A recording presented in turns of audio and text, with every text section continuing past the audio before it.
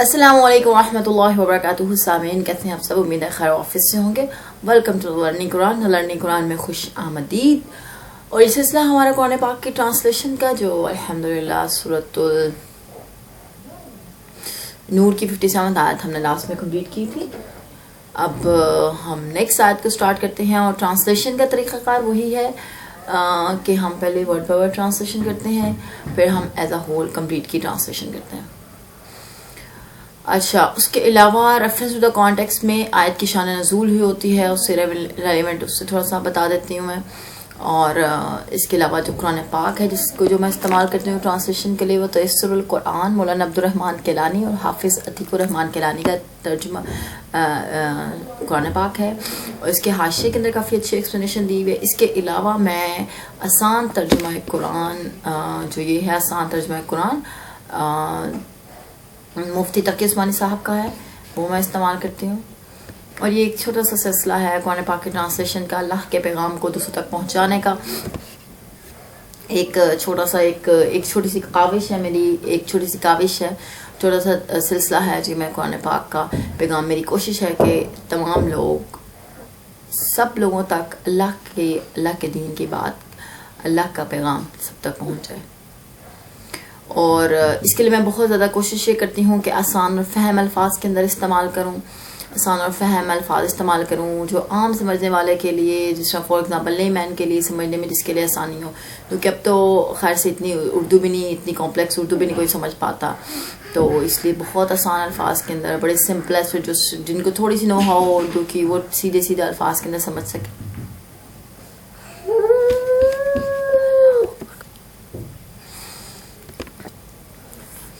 کیونکہ میں اکثر ویڈیوز میں بتا چکی ہوں کہ میں آن لائن ایک سلسلہ ہے قرآن پاک پڑھانے کا, ٹرانسلیشن کے ساتھ پڑھانے کا, تجوید کے ساتھ پڑھانے کا. تو یہ ہمارا ایک سلسلہ ہے قرآن پاک کی تعلیم کو اللہ کے دنیا کے ہر کونے کونے میں بھیجنے کا ایک سلسلہ. اللہ تعالیٰ نے ہمارے لیے ہمیں چنا ہوا ہے اس کام کے لیے. اللہ کا بہت احسان ہے کہ ان کاموں کے لیے اللہ تعالیٰ نے ہمیں چنا ہوا ہے. اور mostly out of station foreign countries کے اندر ہم قرآن پاک پڑھاتے ہیں, جہاں پہ for example Canada, Australia, New Zealand, U S, you کے میں ہمارا آن لائن قرآن پاک آن لائن انسٹیٹیوٹ ہے جس میں ہم قرآن پاک پڑھاتے ہیں, جس کے اندر. تو یہ ایک سلسلہ ہے جو اللہ تعالیٰ نے ہمارے ساتھ, ایک سلسلہ اللہ نے جوڑ دیا ہے. پھر میں نے قرآن پاک کی جب ٹرانسلیشن کا سلسلہ شروع کیا, تو پھر قرآن پاک کی ٹرانسلیشن کے سلسلے میں میں نے یہ پلان آؤٹ کیا کہ ہم اس کو آن لائن کر دیتے ہیں, کیونکہ ہم ویسے تو پڑھا ہی رہے ہیں. تو پھر جو بھی لیکچرز ہوتے ہیں اس کو ہم آن لائن کرنا سٹارٹ کیا. یہ ہم نے نیا سلسلہ شروع کیا. تو یہ اللہ تعالیٰ کی مہربانی ہے کہ اللہ تعالیٰ کی ہر چیز جو انسان کر رہا ہوتا ہے, ہر وہ کام جو انسان کر رہا ہوتا ہے, وہ اللہ تعالیٰ کے حکم سے کر رہا ہوتا ہے. اور یہ ہدایت سامنے پڑا بھی کہ نور ہدایت بخشنے والی ذات اللہ تعالیٰ کی ذات ہے. تو یہ اللہ تعالیٰ کا احسان, ہم سب سب سے بڑا احسان کہ اللہ نے ہم سب کو مسلمان پیدا کیا. اللہ نے ہم سب کو مسلمان پیدا کیا اور ہم سے اللہ نے دین کا کام لے لیا. اللہ تعالیٰ ہم سب کو اس پر عمل کرنے کی توفیق بھی عطا فرمائے. سارے سننے والوں کو, ہم سب کو اللہ تعالیٰ اس پر عمل کرنے کی توفیق ہے. چھوٹی چھوٹی باتیں, بڑی سمپل ایسی چیزیں ہیں جو اللہ پاک نے ریئل لائف میں امپلیمنٹ کرنے کے لیے. قرآن پاک تو ویسے ایک پورا ضابطہ ہے آتا ہے کہ کس طریقے سے, کس رولز, کن ریگولیشنز کے ساتھ زندگی کو گزارنا چاہیے. اللہ پاک نے قرآن پاک کے ایک آیت میں, اللہ پاک خود فرمانا ہے کہ میں ہر تمام آیات کو کھول کھول کے بیان کرتا ہوں. اللہ تعالیٰ ہر چیز کو ہمارے لیے کھول کھول کے بیان کرتے ہیں تاکہ ہم اس کو دنیا تاکہ اس سے ہماری دنیا اور آخرت دونوں سے بڑھ جائے. اب جو قرآن پاک کا سلسلہ ہے, قرآن پاک پڑھنا الحمدللہ پڑھتے ہیں سارے جتنے مسلمان ہیں, سارے مسلمان جتنی جس کی استطاعت ہے, جتنی جس کی توفیق ہے, سارے پڑھتے ہیں. قرآن پاک کو پڑھنا اٹس اے ڈفرنٹ تھنگ, اور قرآن پاک کو سمجھنا از اے کوائٹ ڈفرنٹ. کہ آپ قرآن پاک پڑھنا تو ٹھیک ہے, دیٹ میٹرز اے لاٹ. اور قرآن پاک میں اللہ پاک فرما کیا رہے ہیں, یہ بہت امپورٹنٹ چیز ہے یہ ہمارے لیے.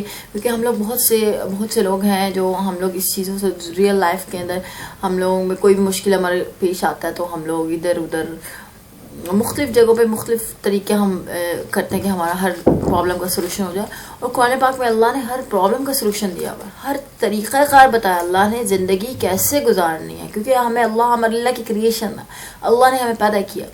ہماری جو ہم اللہ کی کریشن اور اللہ پاک کو پتہ ہے کہ ہم کہاں کہاں سے پرابلم کر سکتے ہیں, کہاں کہاں سے مسائل آ سکتے ہیں. اللہ نے ایک مسئلے کو کھول کے بیان کیا, کھول کے. تو ہمارے لیے سمجھنا بہت ضروری ہے. تو یہ تو مطلب بڑی اچھی بات ہے اگر آپ سب کوشش کریں کہ سب سمجھنے کی کوشش کریں, سب پڑھیں قرآن پاک کو, سنیں قرآن پاک کو, جتنا سمجھ سکتے ہیں سن سکتے ہیں. کوئی اچھا ٹیچر ملتا ہے اسے ریڈ کریں. Also I adopted lots of teachers, کیونکہ میں بھی کافی ٹیچر سے پڑھتی رہی ہوں. اور اسٹل میں کسی نہ کوئی ٹیچر میں نے اپنے لائف کے اندر رکھا ہوا ہوتا ہے کہ میں ان سے سیکھتی رہوں. اور کیونکہ سیکھنے سکھانے کا سلسلہ تو قیامت چلتا رہے گا. کوئی لمٹ تو نہیں ہوتی, ایج لمٹ نہیں ہوتی کہ آپ سیکھ نہیں سکتے اور سکھا نہیں سکتے. تو اس لیے آپ ریڈ کریں کسی ٹیچر سے, جس طرح آپ لوگ چاہتے ہیں. قرآن پاک ایٹ لیسٹ ون ٹائم, ایک مرتبہ اس کو اچھے سے ترجمے سے لازمی پڑھیے, سنیے, جیسے آپ کے لیے بہتر رہتا ہے. چلیں انشاءاللہ گفتگو کافی لمبی ہو گئی. اپنا میں خیال ہے سلسلہ سٹارٹ کرتے ہیں ٹرانسلیشن کا. آیت نمبر 57 سٹارٹ کر لی تھی, اب ہم کرتے ہیں آیت نمبر 58 سے ہم نے سٹارٹ کرنا ہے. چلیے سٹارٹ کرتے ہیں. اعوذ باللہ من الشیطان الرجیم, پناہ مانگتی ہوں میں اللہ کی شیطان مردود سے. بسم اللہ الرحمن الرحیم, شروع اللہ کے نام سے جو بڑا مہربان اور نہایت رحم کرنے والا ہے. یا ایہا الذین آمنوا, اے لوگو جو ایمان لائے ہو. لِيَسْتَأْذِنْكُمُ الَّذِينَ, لازم ہے کہ اجازت طلب کریں تم میں سے وہ جو ملکت ایمانکم,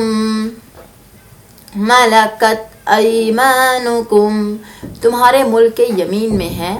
والذین, اور وہ بچے بھی جو لم یبلغوا, نہ پہنچے ہوں الحلم, عقل و شعور کو, منکم, تم میں سے, منکم 3 مرات, 3 اوقات میں, من قبل صلاة الفجر, نماز فجر سے پہلے, وحین تضعون, اور جب تم اتار دیتے ہو, وحین تضعون, اور جب تم اتار دیتے ہو, ثیابکم, اپنے کپڑے, من الظہیرۃ, دوپہر کے وقت, ومن بعد صلاة العشاء, اور بعد نماز عشاء کے, 3 عورت لکم,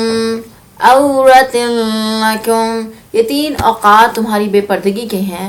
لیس علیکم, نہیں ہے تم پر, ولا علیہم جناح بعدہن, تم پر اور نہ ان پر کوئی گناہ ان اوقات کے بعد. طوافون علیکم, آتے جاتے رہتے ہو تم, بعضکم علی بعض, ایک دوسرے کے پاس.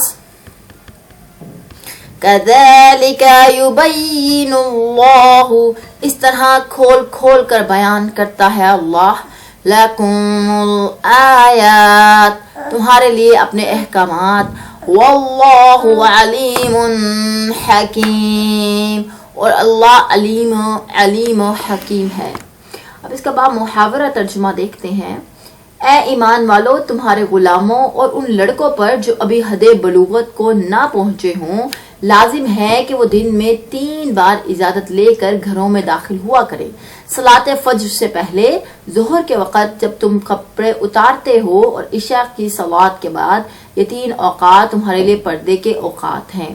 ان اوقات کے علاوہ دوسرے وقتوں میں ان کو بلا اجازت آنے جانے سے نہ ان پر کچھ گناہ ہے نہ تم پر. میں تمہیں ایک دوسرے کے پاس بار بار آنا پڑتا ہے. اس طرح اللہ تمہارے لیے اپنے ارشادات کو واضح کرتا ہے, اور وہ جاننے والا ہے, جاننے والا اور حکمت والا ہے. اچھا, آیت نمبر 31 میں جو خواتین کو زیب و زینت کا اظہار کرنے کی اجازت جن لوگوں کے لیے دی گئی تھی, اس میں ملک یمین اور بچے بھی شامل ہیں. اب اس آیت میں انہیں بھی 3 اوقات میں بغیر اجازت داخلے سے منع کیا گیا ہے. یہ 3 اوقات ایسے ہیں جن میں خامند اور بیوی کا ہم بستر ہونے کا امکان ہوتا ہے. یہ حکم لڑکے اور لڑکی دونوں پر لاگو ہوگا.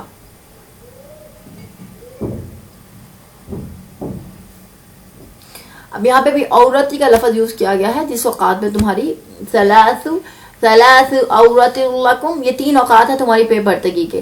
عورت ہوتا ہے عورت ایسی اشیاء ہے جنہیں کھلا رکھنا انسان کے لیے باعث ننگ و آر ہو.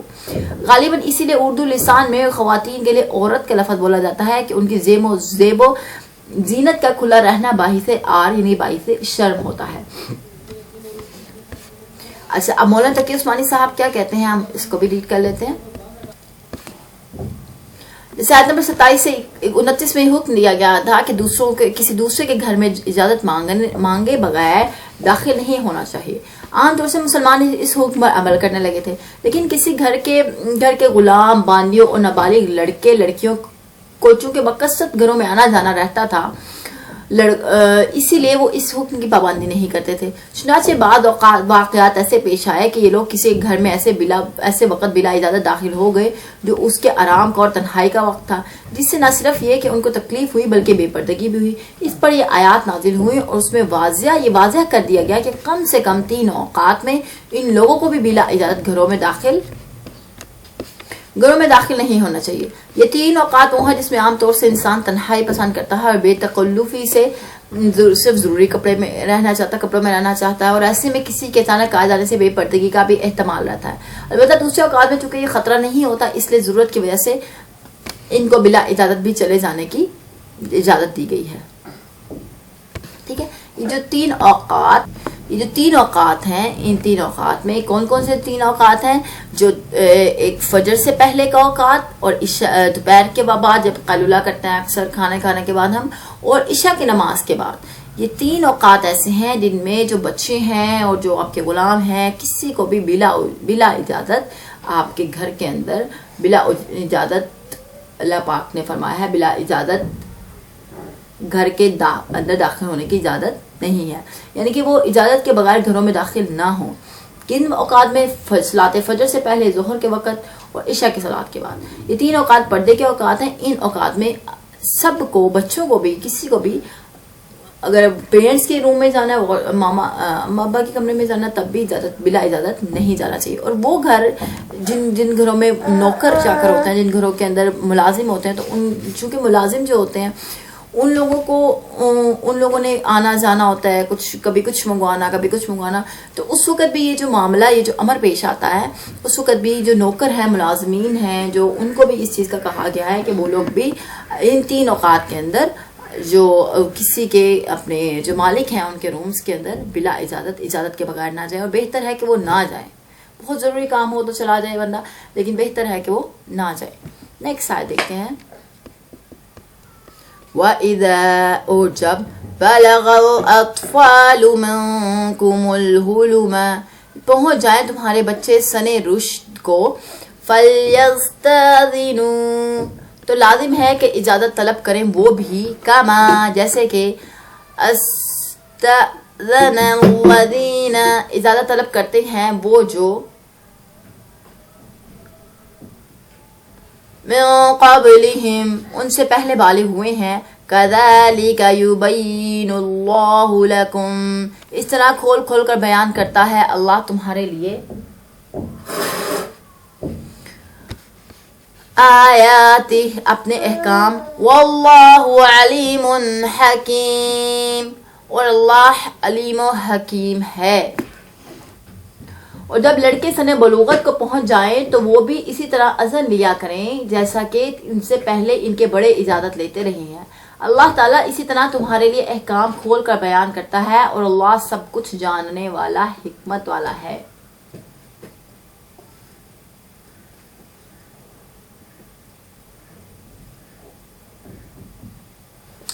سن بلوغ مختلف حالات اور علاقوں میں مختلف ہوتا ہے. جب لڑکوں کو احتلام شروع ہو جائے تو وہی اس کا سن بلوغ ہوتا ہے. جیسے لڑکی کے لیے حیض آنے کی عمر سن بلوغ ہوگی. ٹھیک ہے، اب اس کو جو بچے جو نوجوان ہو جائیں تو جوان ہو جائیں ان کے لیے بھی ضروری ہے کہ وہ اپنے پیرنٹس کے روم میں، جیسے پہلے بھی ڈسکس کیا، ان کے روم کے اندر، ان کے کمرے کے اندر بلا اجازت داخل مت ہوں. ان کے لیے بھی ضروری ہے کہ وہ اجازت طلب کریں اور پھر ان کے روم کے اندر داخل ہوں. اللہ پاک اپنے اپنی تمام آیات کو کھول کھول کر بیان کرتا ہے. اللہ تعالیٰ ہر چیز کو اچھے طریقے سے اللہ پاک نے ہمارے لیے، چونکہ قرآن پاک کو ایک مکمل ضابطہ حیات بنایا ہے، تو اللہ پاک ایک ایک چیز کو ہمارے لیے کھول کھول کر بیان فرماتے ہیں. والقواعد، اور خانہ نشین بوڑھی، من النساء، عورتیں، اللاتی لا یرجون، جن کو نہ رہی ہو توقع، نکاح کی، فلیس، تو کچھ نہیں، علیہن، ان پر، جناح، ان یضعن، گناہ اس بات میں کہ اتار رکھیں، ثیابہن، اپنے کپڑے، غیر متبرجات، بشرط یہ کہ نہ نمائش کرنا چاہتی ہوں، بزینہ، اپنی زینت کی، وَأَن يَسْتَعْفِفْنَ، تاہم وہ بھی حیادار رہیں، خیر، تو زیادہ بہتر ہے، لہم، ان کے لیے، واللہ سمیع علیم، اور اللہ سمیع علیم ہے. اور وہ جو عورتیں جوانی سے گزری بیٹھی ہوں اور نکاح کی توقع نہ رکھتی ہوں، اور اگر اپنی چادریں اتار کر سر ننگا کر لیا کریں تو ان پر بھی کچھ گناہ نہیں، بشرطے کہ زیب و زینت کی نمائش کرنے والی نہ ہوں. بشرط یہ کہ زیب و زینت کی نمائش کرنے والی نہ ہو، تاہم اگر وہ چادر اتارنے سے پرہیز ہی کریں تو یہی بات ان کے حق میں بہتر ہے، اور اللہ سب کچھ جانتا ہے. یہ جو کتاب میں استعمال کر رہی ہوں یہ مفتی تقی عثمانی صاحب کی کتاب ہے، آسان ترجمہ قرآن، مفتی تقی عثمانی. اچھا، اس میں اس کی ایکسپلینیشن اس طرح سے ہے، یہ ان بوڑھی عورتوں کو حکم ہے جس کی طرف نہ کوئی رغبت، نہ کسی کو رغبت ہوتی ہو، نہ وہ نکاح کے قابل ہوں. ان کو یہ سہولت دی گئی ہے کہ عام عورتوں غیر محرموں کے سامنے جانے کے لیے جو چادر یا برقع وغیرہ استعمال کرتی ہیں، یہ بوڑھی عورتیں ان کے بغیر بھی نامحرم مردوں کے سامنے جا سکتی ہیں، بشرطے کہ بن سور کر اور سنگھار کر کے نہ جائیں. اس سہولت کے ساتھ یہ بھی فرما دیا گیا کہ ان کے لیے بھی احتیاط بہتر ہے، تاکہ وہ بھی دوسری عورتوں کے لیے پردہ کی طرح پردہ کریں. فور ایگزامپل، جو عورتیں بوڑھی ہو گئی ہیں، یعنی کہ وہ جو گھر میں ہیں اور جو مطلب ان کو یہ اجازت دی گئی کہ وہ دوپٹہ اتار سکتی ہیں، ٹھیک ہے، وہ اپنا دوپٹہ اتار سکتی ہیں، اور مطلب وہ دوپٹے پراپر حجاب جیسے نقاب کر کے حجاب کر کے جاتے ہیں، وہ اس طرح نہ جائیں بے شک، ٹھیک ہے. چادر یا برقع وغیرہ، برقع نہ استعمال کریں، چادر لے لیں، خالی چادر اوڑھ لیں اور نہ محرم کے سامنے وہ اس طرح جا سکتی ہیں. لیکن شرط اس میں بھی یہ کنڈیشن لگائی گئی ہے کہ بن سنور کے اور سنگھار کر کے اور دوسروں کو اٹریکٹ کرنے کے لیے نہ جائیں.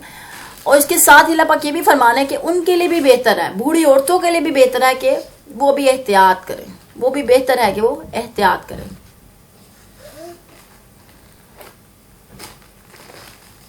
نیکسٹ آیت دیکھتے ہیں.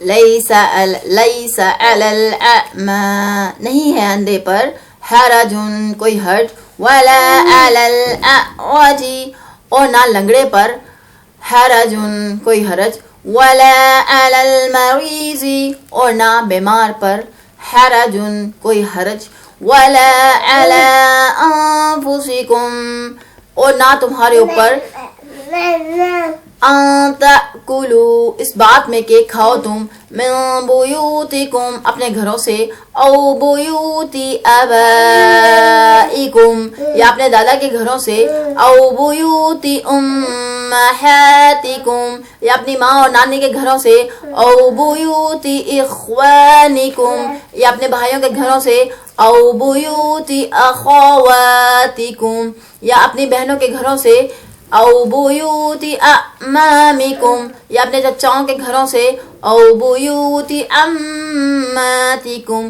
یا اپنی پھوپھیوں کے گھروں سے، او بیوت اخوالکم، یا اپنے ماموں کے گھروں سے، او بیوت خالاتکم، یا اپنی خالاؤں کے گھروں سے، او ما ملکتم مفاتحہ، یا ان گھروں سے جن کی چابیاں تمہارے قبضے میں ہوں، او صدیقکم، یا اپنے دوستوں کے گھروں سے، لیس علیکم، نہیں ہے تم پر، جناح، کوئی گناہ، ان تأکلوا، اس میں کہ کھاؤ تم، جميعا، سب مل کر، او اشتاتا، یا علیحدہ علیحدہ، فَإِذَا دَخَلْتُمْ بُيُوتًا پھر جب داخل ہو تم گھروں میں فَسَلِّمُوا تو سلام کیا کرو عَلَىٰ أَنفُسِكُمْ اپنے لوگوں کو تَحِيَّةً دعائے خیر کے طور پر مِن عِندِ اللَّهِ مُبَارَكَةً جو اللہ کی طرف سے ہے بڑی بابرکت طَيِّبَةً اور پاکیزہ كَذَلِكَ يُبَيِّنُ اس طرح کھول کھول کر بیان کرتا ہے اللہ لَكُمُ الْآيَاتِ تمہارے لیے اپنے احکام لَعَلَّكُمْ تَعْقِلُونَ تاکہ تم سمجھ بوجھ سے کام لو۔ اب اس کا بامحاورہ ترجمہ دیکھتے ہیں اللہ پاک کیا فرما رہے ہیں یہاں پہ۔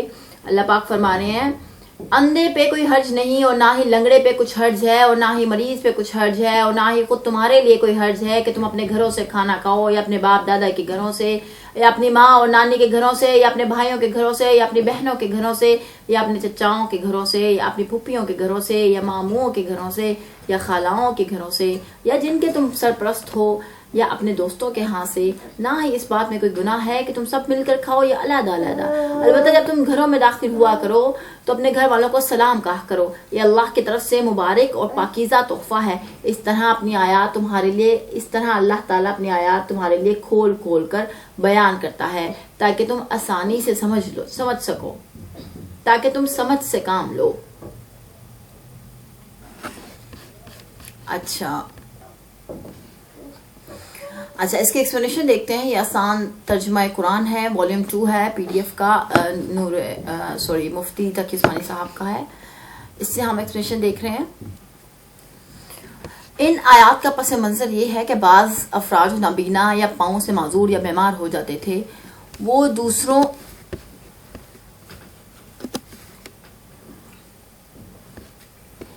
کے ساتھ مل کر کھانا کھانے سے اس لیے شرماتے تھے کہ شاید دوسروں کو ان کے ساتھ کھاتے ہوئے کراہت محسوس ہو، اور بعض معذور افراد یہ بھی سوچتے تھے کہیں ایسا نہ ہو کہ وہ اپنے معذوری کی وجہ سے دوسروں سے زیادہ جگہ گھیر لیں یا نابینا ہونے کی بنا پر دوسروں سے زیادہ کھا لیں۔ دوسری طرف صحت مند لوگ بھی بعض اوقات یہ خیال کرتے تھے کہ کہیں اپنی معذوری کی وجہ سے دوسروں کا ساتھ نہ دے سکیں، کم کھائیں اور مشترک کھانے میں اس سے اپنا مناسب حصہ نہ لے سکیں۔ یہ احساس ان حضرات کے دل میں اسلام کے ان احکام نے پیدا کیا تھا جن کی روح سے کسی دوسرے کو اپنی طرف سے ادنا سی تکلیف پہنچانا بھی بڑا زبردست گناہ قرار دیا گیا ہے۔ یہ بہت امپورٹنٹ پوائنٹ ہے، کسی دوسرے کو اپنی طرف سے ادنا سی تکلیف پہنچانا جو سا ہے نا وہ گناہ ہے، بہت گناہ ہے۔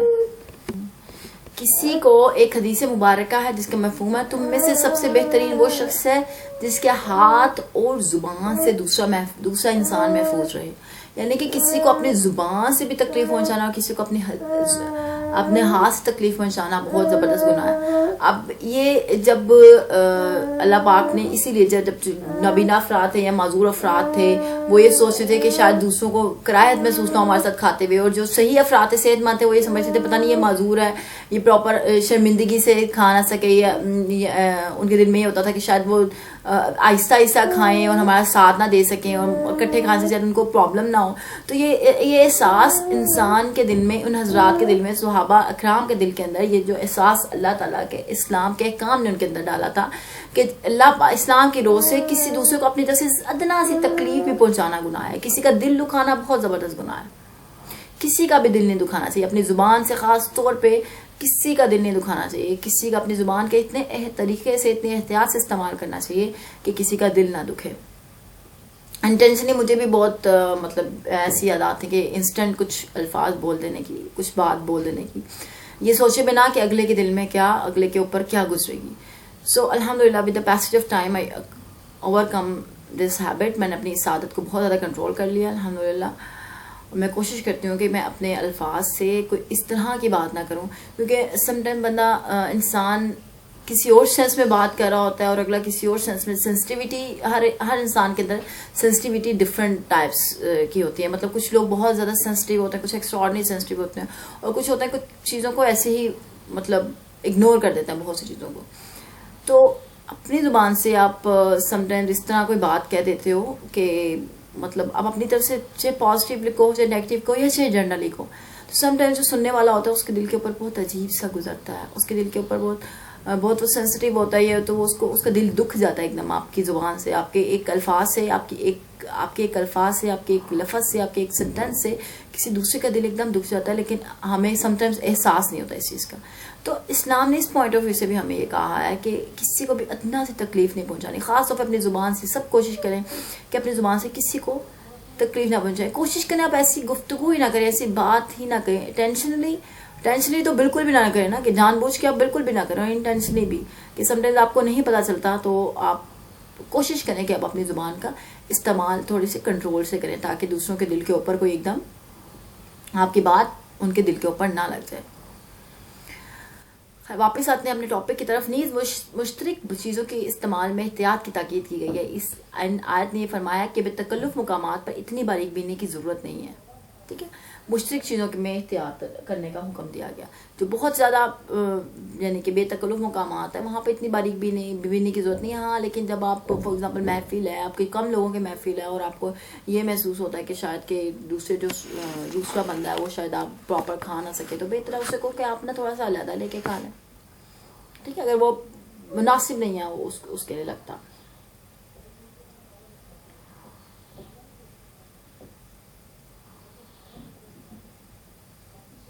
اچھا، ایک اور اسپیکٹ یہ بھی ہے کہ معاشرے کے یہ لوگ چونکہ معذور ہیں اور کمائی کی استطاعت عام لوگوں سے جیسی نہیں رکھتے، لہٰذا انہی لوگوں کے ہاتھ سے کھانے کی اجازت دے دی گئی ہے.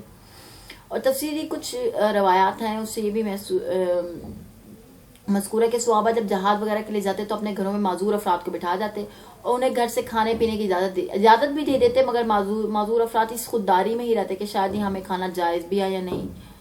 تو اس کی صراحت کے لیے بھی اللہ پاک نے آیت نازل فرمائی. اس کے علاوہ بعض تندرست صحابہ معذوروں کے ساتھ کھانا پسند نہ کرتے کہ شاید وہ ہماری طرح عام رفتار سے نہ کھا سکیں تو ان پہ ظلم ہو، یا خود معذور افراد سمجھتے کہ شاید ہمارے ساتھ بیٹھنے سے دیگر صحابہ کرایت نہ محسوس کریں. تو ان لوگوں کی وجہ سے اللہ پاک نے فرمایا کہ کوئی بات نہیں، آپ کھا سکتے ہو. نیکسٹ ایکسپلینیشن اس کی یہ دیکھتے ہیں.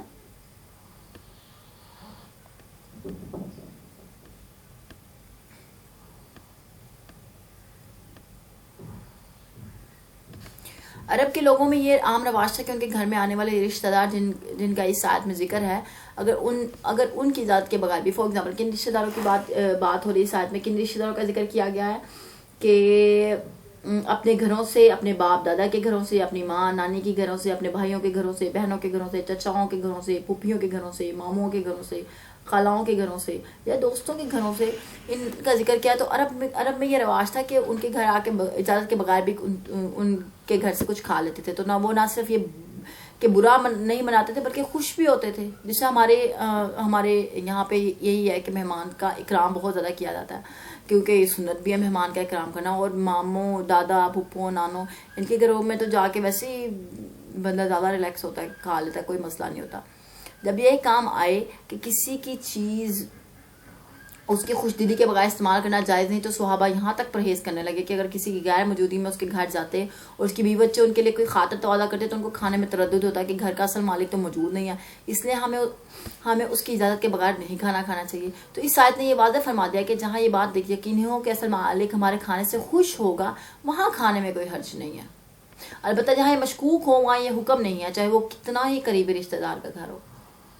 جہاں پہ آپ کو یہ محسوس ہو کہ کوئی مطلب کھانے سے کسی کو پرابلم نہیں ہوگی اور آپ کہیں جاتے ہو تو وہاں کوئی مسئلہ نہیں ہے. وہاں اللہ پاک فرمانا ہے کوئی بات نہیں، تو اپنے چاچا ہو، پھپھو، دادا، دادی، نانا، نانی، جس مرضی کے گھر سے تم ریلیکس ہو کے کھاؤ. لیکن ہاں اگر تمہیں جہاں محسوس ہونا کہ یہ ریلیکس نہیں ہوگا، یہ پرابلمسٹک سی چیز ہے کہ کھانا کھائیں گے تو پرابلم ہوگی، تو وہاں پہ آپ اوائڈ کرو، کوشش کرو اوائڈ کرو.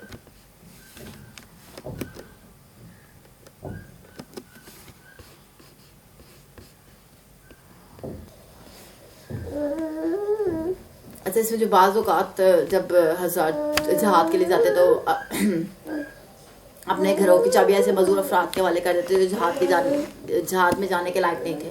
اور یہ بھی کہہ جاتے کہ ہمارے گھر میں کوئی چیز اگر آپ کھانا چاہیں تو کھا لیا کریں. اس کے باوجود یہ معذور حضرات احتیاط کی وجہ سے کھانے سے پرہیز کرتے. اس آیت نے ان کو یہ بھی ہدایت فرمایا کہ احتیاط کی ضرورت نہیں، جب مالک کی طرف سے چابیاں تک آپ کے حوالے کر دی گئی ہیں تو اجازت بھی دی گئی ہے، تو اب کھانے میں کچھ حرج نہیں ہے. یا فار ایگزامپل ایسے لوگ جو باغ کا مالی ہو، باغ کے پھل کھا لے، یا غلہ چرانے والا گڈریا جانور کا دودھ پی لے، تو ان سب کے لیے کوئی مذائقہ نہیں ہے. اچھا، قرآن کریم کی دوسری آیت کی طرح رخصت والی آیت سے ناجائز فائدہ اٹھانے کی کوشش نہیں کرنی چاہیے. جیسے اگر کسی شخص نے بچوں کے لیے دودھ رکھا ہوا ہے تو اگر کوئی دوسرا شخص پی لے تو گھر والوں کو اچھی خاصی پریشانی ہو سکتی ہے. چنانچہ یہ رخصت استعمال کرنے سے میں بھی احتیاط مد نظر لازمی رکھنی چاہیے. ٹھیک ہے، اور رخصت دونوں طرح سے ہے بہرحال، لیکن احادیث سے مبارکہ کی روح سے یہ معلوم ہوتا ہے کہ مل کر کھانا افضل ہے. آپ علیحدہ بھی کھا سکتے ہیں لیکن مل کے کھانا افضل ہے. ایک حدیث مبارکہ ہے کہ عبداللہ بن عمر رضی اللہ تعالیٰ عنہ کہتے ہیں کہ ایک شخص نے آپ صلی اللہ علیہ وسلم سے پوچھا کہ کون سا اسلام اچھا ہے، تو آپ صلی اللہ علیہ وسلم نے فرمایا کھانا کھلانا اور سلام کہنا جسے تم پہچانتے ہو اور جسے تم نہیں پہچانتے.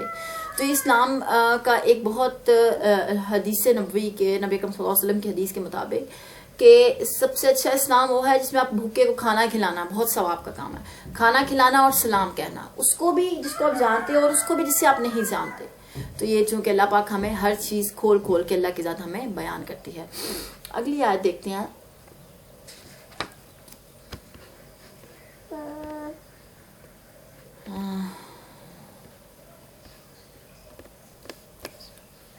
انما المؤمنون الذين آمنوا بالله ورسوله، مومن تو صرف وہ لوگ ہیں جو ایمان لائے اللہ پر اور اس کے رسول پر.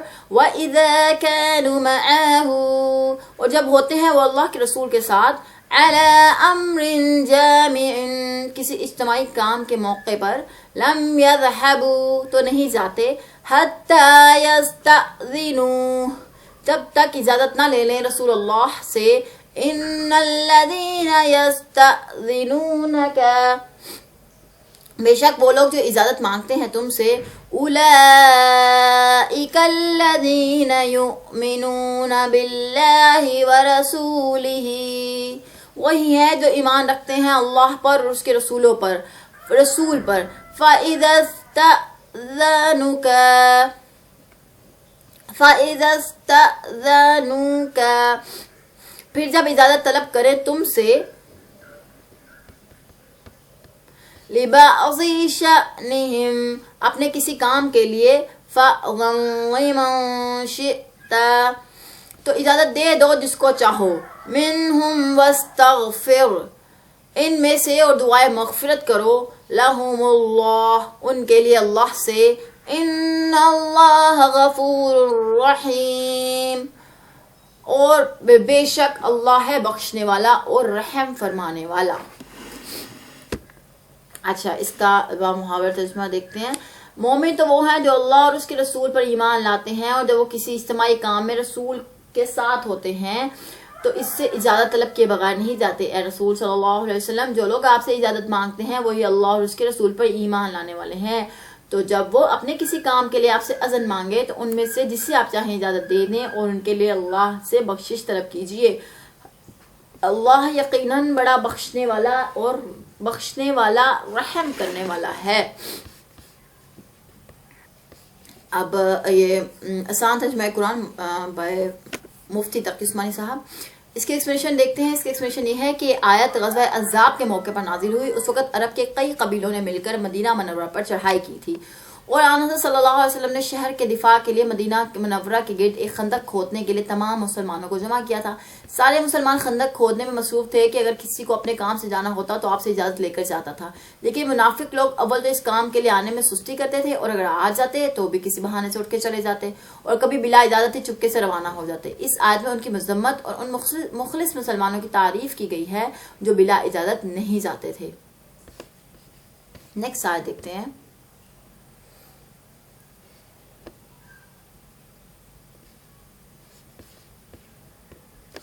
لا تجعلوا، مت سمجھ بیٹھو.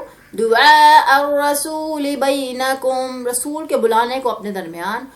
کدعاء بعضکم بعضا، اس طرح جیسے بلاتے ہو تم آپس میں ایک دوسرے کو. قد یعلم اللہ الذین، بے شک خوب جانتا ہے اللہ ان لوگوں کو جو یتسللون، جو کھسک جاتے ہیں. منکم لواذا، تم میں سے ایک دوسرے کی آڑ لیتے ہوئے. فَلْيَحْذَرِ الَّذِينَ، سو لازم ہے کہ ڈرے وہ لوگ جو یخالفون، خلاف ورزی کرتے ہیں، امرہ، رسول کے حکم کی، رسول صلی اللہ علیہ وسلم کے حکم کی، ان تصیبہم، اس بات سے کہ کہیں نہ آ پڑے ان پر، فتنۃ او یصیبہم، کوئی فتنہ یا نہ آ لے انہیں، عذاب علیم، عذاب علیم، دردناک عذاب۔ اس کے بعد محاورہ ترجمہ دیکھتے ہیں۔ مسلمانوں، رسول کے بلانے کو ایسا نہ سمجھ لو جیسے تم آپس میں ایک دوسرے کو بلاتے ہو، اللہ تعالیٰ ان لوگوں کو خوب جانتا ہے جو تم میں سے چپکے سے کھسک جاتے ہیں، لہٰذا جو لوگ رسول کے حکم کی مخالفت کرتے ہیں انہیں اس بات سے ڈرنا چاہیے کہ وہ کسی مصیبت میں گرفتار ہو جائیں یا انہیں کوئی المناک عذاب پہنچ جائے۔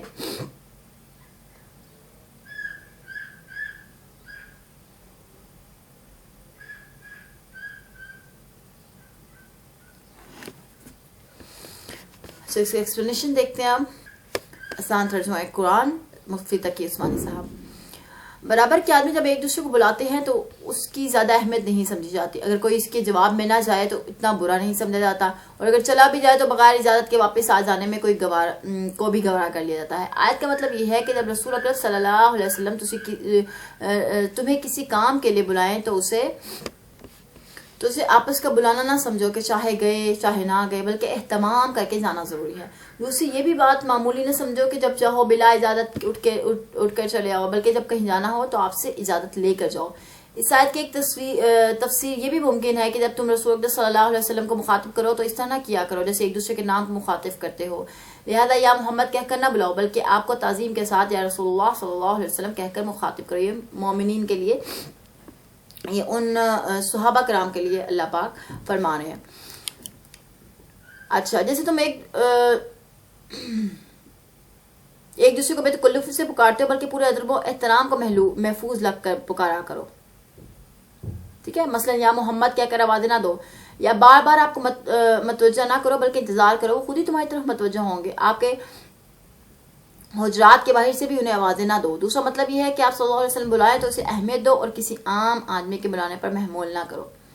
حضرت سعد بن معلہ رضی اللہ تعالیٰ کہتے ہیں کہ میں صلوات پڑھ رہا تھا، آپ میرے سامنے سے گزرے اور مجھے بلایا، میں صلوات پڑھ کر حاضر ہوا تو فرمایا تم میرے بلانے پر کیوں نہ آئے؟ کہ تم نے اللہ کا یہ فرمان نہیں سنا، اے ایمان والو اللہ اور اس کے رسول کا حکم مانو، جبکہ رسول تمہیں ایسی چیز کی طرف بلائے جو تمہارے لیے حیات بخش ہو۔ اور اس کا تیسرا ایک مفہوم یہ بھی ہو سکتا ہے کہ آپ صلی اللہ علیہ وسلم کے منہ سے نکلی ہوئی دعا یا بد دعا کسی اور کی طرح نہیں ہے۔ آپ صلی اللہ علیہ وسلم کی دعا تمہیں دنیا جہاں کی کامیابی سے ہمکنار کر دے گی اور بد دعا تمہیں تباہ و برباد کر دے گی۔ تو نبی کریم صلی اللہ علیہ وسلم کی دعا یا بد دعا دونوں معمولی چیزیں ہیں۔ نبی کریم صلی اللہ علیہ وسلم پر درود شریف بکثرت بھیجنے سے، جیسے نبی کریم درود شریف کتنی اہمیت ہے، نبی کریم صلی اللہ علیہ وسلم پر جو شخص ایک دفعہ نبی کریم صلی اللہ علیہ وسلم پر درود شریف بھیجتا ہے تو اللہ پاک اس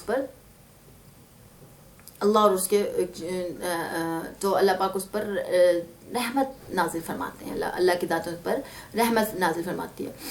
اور اللہ ایک جگہ اللہ پاک شاہ فرماتا ہے کہ اے مومنو، اے ایمان والو، تم نبی اے مسلمانوں، تم اللہ کے نبی پر درود بھیجا کرو، کیونکہ فرشتے اور اللہ تعالیٰ خود نبی صلی اللہ علیہ وسلم پر درود بھیجتے ہیں۔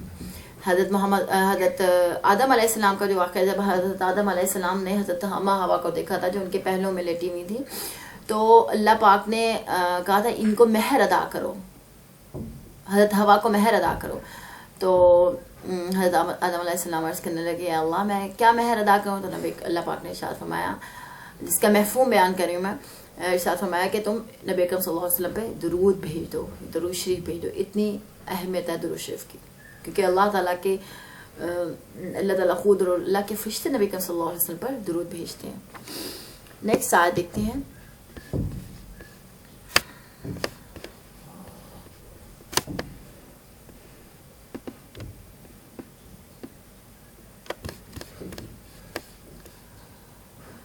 الا ان للہ ما فی السماوات والارض، خبردار رہو بے شک اللہ ہی کا ہے جو کچھ ہے آسمانوں میں اور زمین میں، قد یعلم، اور وہ خوب جانتا ہے، ما انتم علیہ، اس روش کو جس پر تم ہو، وَيَوْمَ يُرْجَعُونَ، اور جس دن لوٹائے جائیں گے وہ، إِلَيْهِ فَيُنَبِّئُهُمْ، اس کے حضور تو انہیں بتا دے گا کہ بِمَا عَمِلُوا، وہ کیا کرتے رہے، وَاللَّهُ بِكُلِّ شَيْءٍ عَلِيمٌ، اور اللہ ہر چیز سے پوری طرح باخبر ہے۔ یاد رکھو جو کچھ ارض و سماوات میں ہے سب اللہ ہی کا ہے، تم جس روش پر بھی ہو اللہ اسے جانتا ہے، اور جس دن لوگ اس کی طرف لوٹائے جائیں گے وہ انہیں بتلا دے گا کہ وہ کیا کرتے رہے، اور اللہ ہر چیز کو خوب جانتا ہے۔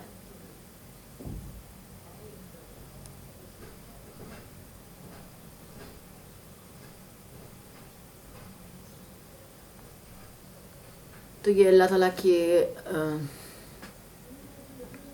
جو کچھ ہم کر رہے ہیں، اور یہ زمین، مطلب یہ زمین، یہ آسمان، یہ زمین، اس کے اندر ہر چیز اللہ کی ہے، اور ہم جس روش پہ ہیں، جو کام ہم کرتے ہیں، جو کچھ کرتے ہیں، اللہ پاک نے کرامن کاتبین میں ہمارے لیے مقرر فرمائے ہوئے ہیں جو ہمارے اچھے اور برے اعمال کو لکھتے ہیں، اور وہ بھی ہمیں قیامت والے دن پتہ چلے گا، ہمارا ایک چیز ریکارڈ ہو رہی ہے۔ یہ ہماری یوٹیوب کی ریکارڈنگ کیا، اور یہ ہمارے فیس بک کی کمپینز کیا ہے، فیس بک کی ریکارڈنگز کیا، جو اللہ پاک نے ایک بڑی ہیویسٹ اور اسٹرانگ قسم کی ڈیٹا بیس مینٹین کی ہوئی ہے۔ اللہ نے ہر ایک انسان کے ہر ایک انسان کا ریکارڈ محفوظ ہے، ہر ایک انسان کیا کرتا ہے، میں اس وقت کیا کر رہی ہوں، آپ اس وقت کیا کر رہے ہیں، کیا سن رہے ہیں، کیا سوچ رہے ہیں، کیا دیکھ رہے ہیں، ہر چیز اللہ تعالیٰ جانتے ہیں، اور اللہ تعالیٰ کو پتہ ہے۔ اور یہ دنیا کی کیا ڈیٹا بیسز ہوں گی، یہ بڑی لمیٹڈ قسم کی ڈیٹا بیسز ہوں گی دنیا کی، اور بڑی لمیٹڈ لوکیشن ہوں گی جو اللہ تعالیٰ نے ایک پورا ریکارڈ مینٹین کیا ہوا ہے، ایک پورا نظام اللہ کی ذات چلا رہی ہے۔ اور یہ اسی طرح ہمارے مطلب جو دنیا میں ڈیٹا بیسز ہوتے ہیں، جو ڈیٹاز ہوتے ہیں وہ ہمارے ڈیلیٹ ہو جاتے ہیں نا، تو یہ اللہ تعالیٰ کا اس طرح کا ڈیٹا اللہ تعالیٰ نے اس طرح سے ریکارڈ مینٹین کیا ہوا سارا، اور جو قیامت کے دن ایز اٹ از ہمارے سامنے لوٹا دیا جائے گا۔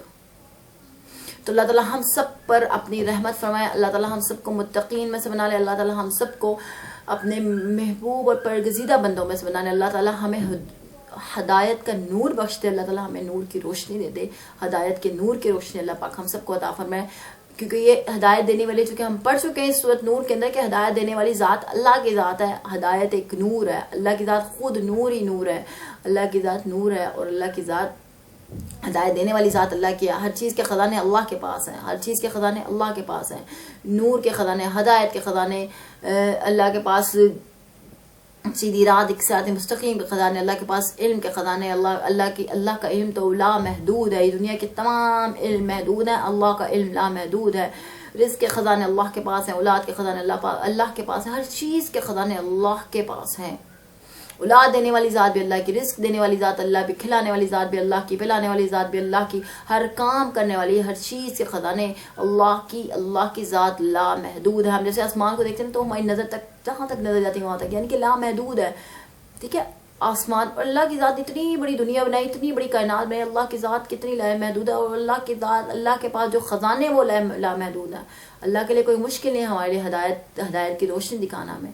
تو اللہ تعالیٰ اپنی آپ سب سننے والوں پر، ہم سب پر، تمام امت مسلمہ پہ، تمام امت محمدیہ پہ، تمام امت محمد صلی اللہ علیہ وسلم، چونکہ ہم آخری امت ہیں اور ہمارے بعد کوئی امت نہیں آنی ہے، اور نبی کریم صلی اللہ علیہ وسلم آخری نبی ہیں اور ان کے بعد کوئی نبی نہیں آنا۔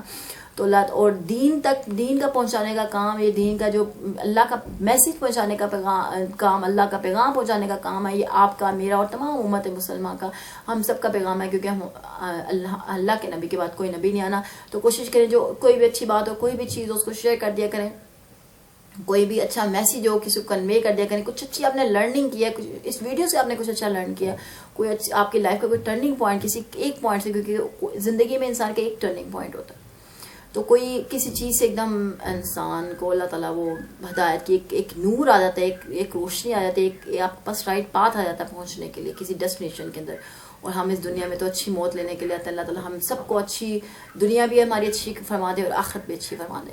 اس سب کے ساتھ مجھے اجازت دیجیے، اور اپنا بہت سا خیال رکھیے، چینل کو سبسکرائب کیجیے، لائک کیجیے اور شیئر کیجیے، کیونکہ یہ اللہ کا اور اللہ کے دین کا پیغام ہے جو ہم نے پوری دنیا تک پہنچانا ہے۔ اس کے ساتھ اجازت دیجیے، اپنا بہت سا خیال رکھیے، ٹیک کیئر، اللہ حافظ۔